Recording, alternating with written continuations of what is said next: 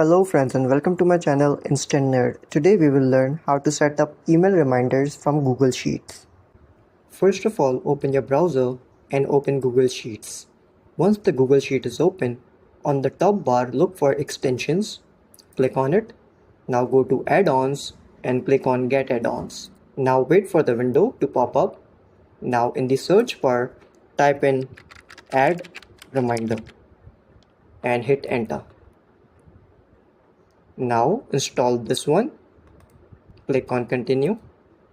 Now as you can see that the extension is added.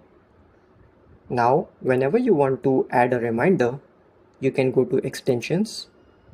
Now go to add reminders and click on setup edit reminders. On the right side you will see that a pop-up has been there. Now wait for a while to connect it. So once you click on the setup reminder, this will appear. You can also add a new reminder over here. For example, I'm clicking on it.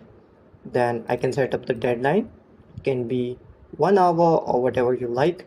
You can click to notify me, and you can also CC some people. If you want to send some personalized email, you can click on it and you can write in whatever you want. For example,